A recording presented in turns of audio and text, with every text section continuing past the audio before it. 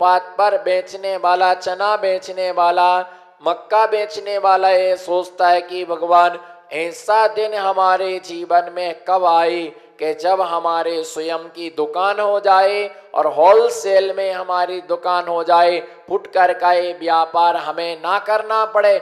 इसी प्रकार से धर्मात्मा व्यक्ति को ये सोचना चाहिए कि हमारे धर्म ध्यान की प्रति समय वृद्धि होना चाहिए, परंतु वृद्धि तो नहीं होती है और उसमें क्या हो जाती है, अभिषेक तो करते नहीं। बोलो, अभिषेक तो करते नहीं।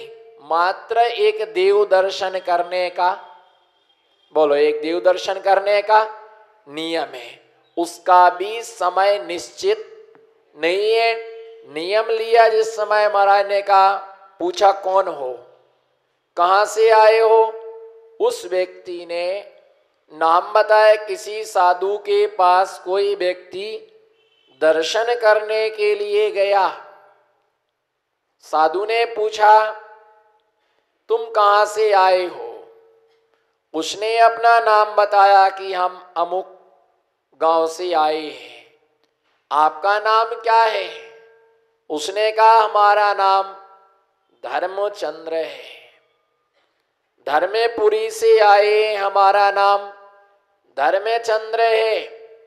जब उससे कहा कि आप मंदिर जाते हो, पूजा करते हो, धर्म ध्यान कुछ करते हो? बोले नहीं, मैं धर्मपुरी में रहता हूं और मेरा नाम धर्मचंद्र है, पर मैं चंद क्षणों को भी धर्म नहीं करता। धर्मचंद्र, बोलो धर्मचंद्र। उस चंद्र धर्म में चंद क्षणों को भी धर्म नहीं करता हूं। महाराज ने कहा कि जैन कुल में जन्म लिया है तो कम से कम देव दर्शन करने का नियम तो आप लीजिए। तो पहले तो उसने देव दर्शन करने का मना किया कि महाराज नहीं जमेगा, अनुकूलता नहीं बन पाएगी और मैं मंदिर नहीं जा पाऊंगा, मेरे घर से मंदिर, बोलो मेरे घर से मंदिर, मेरे घर से मंदिर दूर है।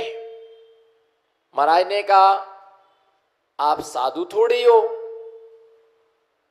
साधु का वाहन का भी त्याग होता है। बोलो साधु का, मैं सच्चे महाव्रती का लक्षण बतला रहा, जो सत्य महाव्रत की कसौटी पर कसे होते, साधु का वाहन का भी त्याग होता है। बोलो साधु का वाहन का भी त्याग होता है और साधु का बहाने बनाने का भी त्याग होता है। पर श्रावक का ना वाहन का त्याग होता है, ना बहाने बनाने का त्याग होता है। साधु ने, महाराज ने कहा कि आपका वाहन का जब त्याग नहीं है तो आप गाड़ी से चले जाना, साइकिल से चले जाना। उसने कहा कि महाराज साइकिल चलाते नहीं आती। पहले तो दर्शन करने को मना किया कि मेरा भाव नहीं है एक। दूसरा महाराज ने कहा कि गाड़ी से चले जाना, उसने कहा कि मेरा मकान दूर है, गाड़ी से चला जाना। तो उसने कहा कि हमारे पास में गाड़ी नहीं है। बोले किसी की गाड़ी ले लेना। तो उसने कहा कि हमको गाड़ी चलाना नहीं आता, नाचना आवे आंगन। अगर जब नाचते नहीं आता है तो आंगन को टेढ़ा बताता है कि आंगन ये टेढ़ा है। उसने नियम नहीं लिया, पर महाराज ने बहुत समझाया कि दुर्लभता से मनुष्य जीवन मिलता है, बार बार जीवन नहीं मिलता है। मत इसके लिए गमाओ, मत इसके लिए खो। बाद में आपके लिए तरसना पड़ेगा, बाद में आपके लिए रोना पड़ेगा। एक एक जीवन की एक एक क्षण हमारा मूल्यवान होता है। तुम मिनट की कीमत करो। बोलो तुम मिनट की कीमत करो। बोलो तुम मिनट की कीमत करो, घंटे तुम्हारी कीमत करेंगे। बोलो तुम। और सूक्ष्मता पर आइए, तुम सेकंड की कीमत करो। बोलो तुम सेकंड की कीमत करो, मिनट तुम्हारी कीमत करेंगे। तुम मिनट की कीमत करो, घंटे तुम्हारी कीमत करेंगे। तुम एक दिन की कीमत करो, एक सप्ताह तुम्हारी कीमत करेगा। तुम एक सप्ताह की कीमत करो, पक्ष तुम्हारी कीमत करेगा। तुम एक पक्ष की कीमत करो, एक ऋतु तुम्हारा सम्मान करेगी। एक ऋतु की तुम कीमत करो। अयन 6 महीने का एक अयन होता है। अयन तुम्हारी कीमत करेगा। तुम एक अयन की कीमत करो, वर्ष तुम्हारी कीमत करेगा। जब हम छोटों की कीमत नहीं करेंगे तो बड़ों से कभी सम्मान की प्राप्ति नहीं हो सकती है। बड़ों से कभी सम्मान की प्राप्ति नहीं हो सकती है। साधु ने बहुत मनाया, नियम ले ले। उसने कहा कि मैं नियम नहीं ले सकता हूं। साधु ने समझाया कि बार बार ये मनुष्य जीवन प्राप्त नहीं होता है और ऐसा कोई भी अवस्था नहीं है। बोलो ऐसी कौन सी? कोई सी भी अवस्था नहीं है जिससे अपना बचपना याद ना आता हो। चाहे वो साधु हो, चाहे वो त्यागी हो, चाहे वो व्रती हो, चाहे गृहस्थ हो, चाहे राजा हो, चाहे रंग हो, चाहे भिखारी हो, चाहे सेठ हो, साहूकार हो, मजदूर हो, हर व्यक्ति को अपना बचपना याद आता है। हर बालक को अपना बचपन, हर वृद्ध को, हर जवान को अपना बचपन याद आता है। तुम मिनट की कीमत करो। बोलो तुम मिनट की कीमत करो, घंटे तुम्हारी कीमत करेंगी। और अगर तुमने मिनट की कीमत नहीं की है तो घंटा तुम्हारी कीमत करने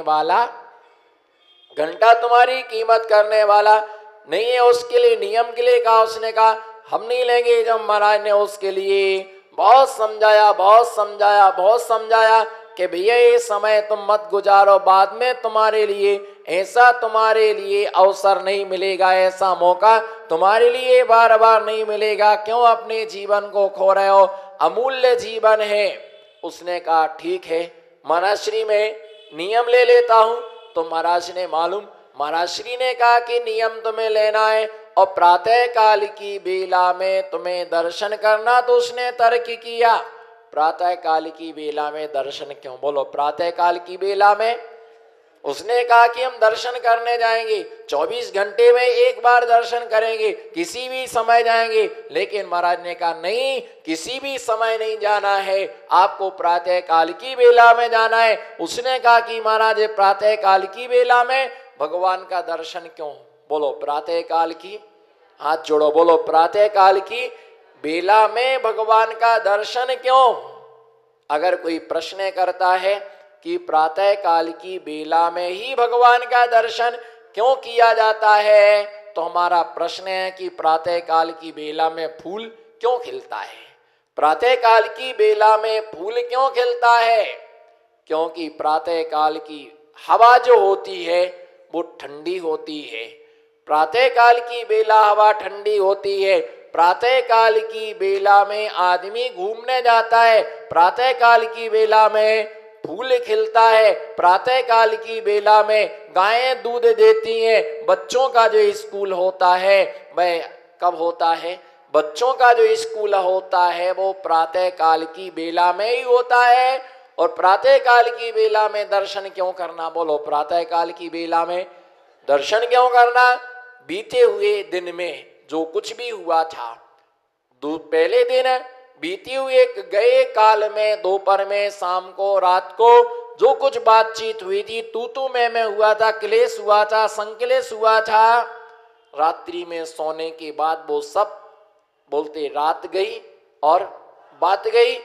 एक कहा जाता कि बात गई और रात गई, और वह सोच करके सब समाप्त हो गया है। प्रातः काल की बेला में आदमी का मन प्रसन्न चित्त होता है, कोई मन में संकल्प विकल्प नहीं होता है। इसलिए सबसे पहले भगवान का दर्शन करके आओ, उसके बाद में व्यापार को जाना, उसके बाद में भोजन करना, उसके बाद में चाय पीना। मान लो तुम चाय पीने को बैठे भगवान के दर्शन करने के लिए, चाय में शक्कर कम डली थी, गिलास को फेंक करके गुस्सा होकर के निकल गए। नाश्ता करने को बैठे, मन का नहीं मिला, पत्नी को चिल्ला दिया, भाव खराब हो गया, नहीं जाना मंदिर, नहीं जाना भगवान के पास में।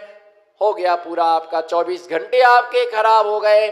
फिर आप मंदिर नहीं जाएंगे तो बेमन से आप भगवान का दर्शन करके आएंगे। दुकान दी, प्रातः काल में चले गए, किसी से झगड़ा हो गया, पैसा नहीं दिया, हिंसात्मक तुम्हारे भाव हो गए।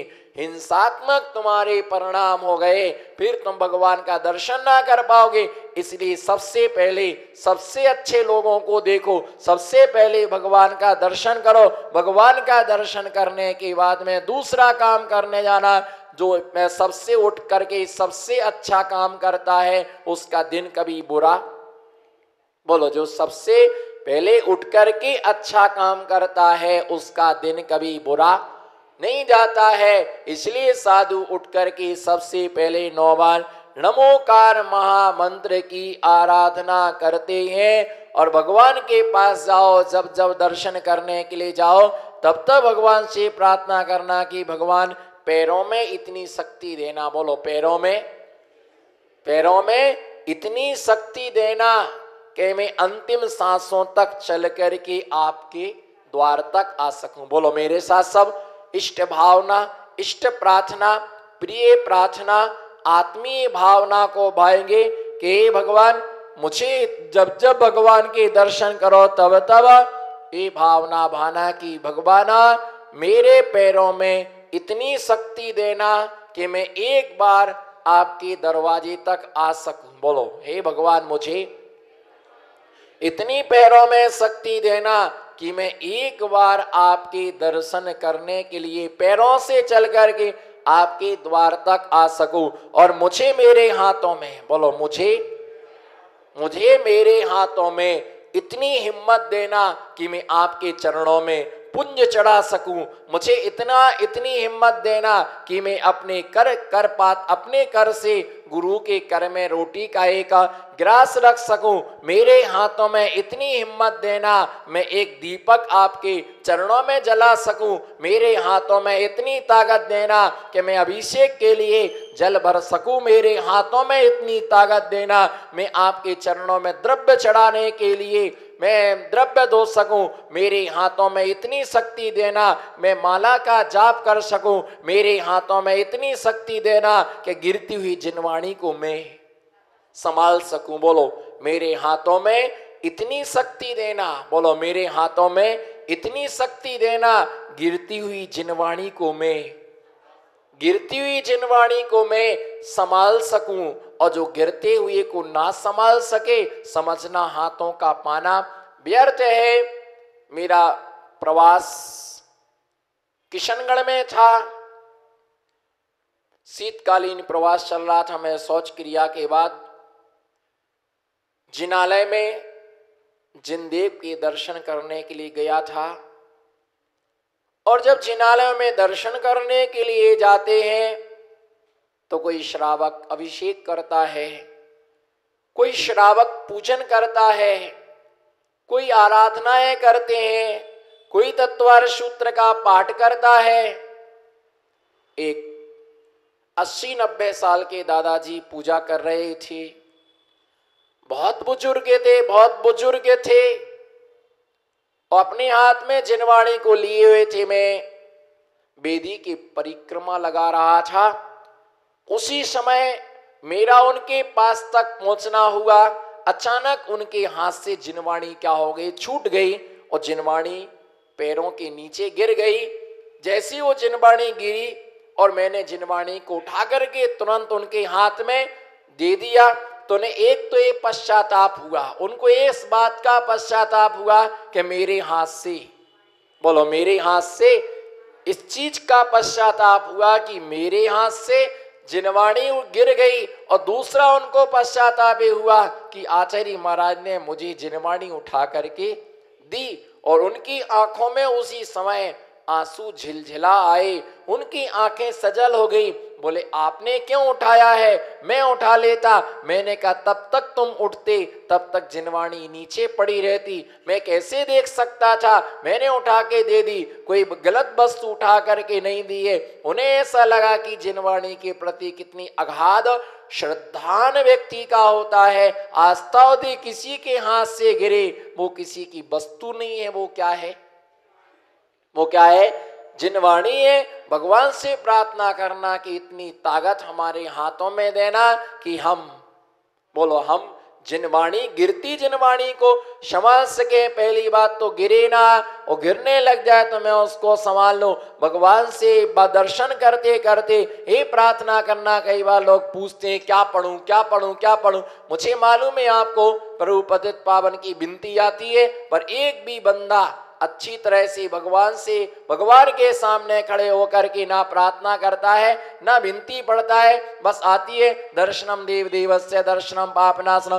प्रभु पतित पावन में अपावन चरण पढ़ते रहते हैं। क्योंकि जो वस्तु याद हो जाती है उसमें फिर विनयाचार खत्म हो जाता है। कई बार मैं सोचता हूं याद नहीं होना चाहिए, जो हमें लिखा है तो हम उसको क्या करते हैं फिर अच्छी तरह से पढ़ते हैं। भक्तांबर यदि याद है तो भक्तांबर में देख करके नहीं पढ़ते, भक्तांबर पढ़ते रहते यत्र तत्र हम देखते रहते। अगर याद होता तो हमारी दृष्टि किसी रागी मनुष्य पर नहीं, हमारी दृष्टि काव्य पर होती। बोलो हमारी दृष्टि रागी मनुष्य पर नहीं, हमारी दृष्टि किसी के वस्त्रों पर नहीं, हमारी दृष्टि किसी के श्रृंगार पर नहीं, हमारी दृष्टि किसी के वस्त्रों पर ना होती। हमारी दृष्टि कहाँ होती? जिनको याद नहीं होता वो देख देख करके पढ़ते हैं, उसके लिए अच्छी सावधानता से पढ़ते हैं।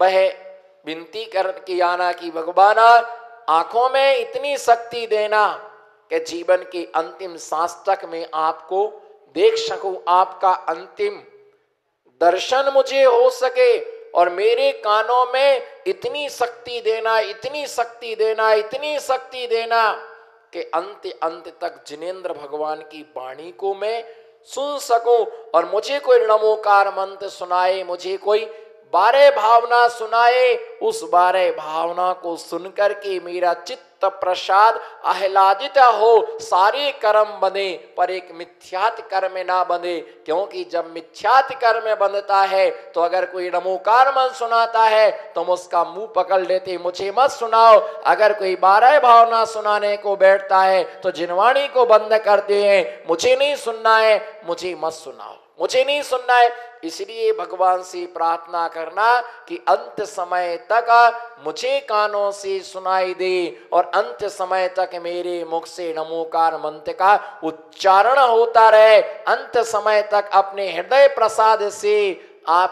आपका चिंतन में करता रहूं। मुझे इतनी शक्तियां प्रदान करना, मेरी पांचों इंद्रियां धर्म ध्यान के लिए हमेशा जागृत और चेतनावान रहे। बोलो अंत समय तक धर्म ध्यान के लिए, बोलो अंत समय तक धर्म ध्यान के लिए मेरी पांचों इंद्रियां चेतना से युक्त रहे, मेरी पांचों इंद्रियां समर्थ रहे, जिससे हमारा अंत क्या हो सके,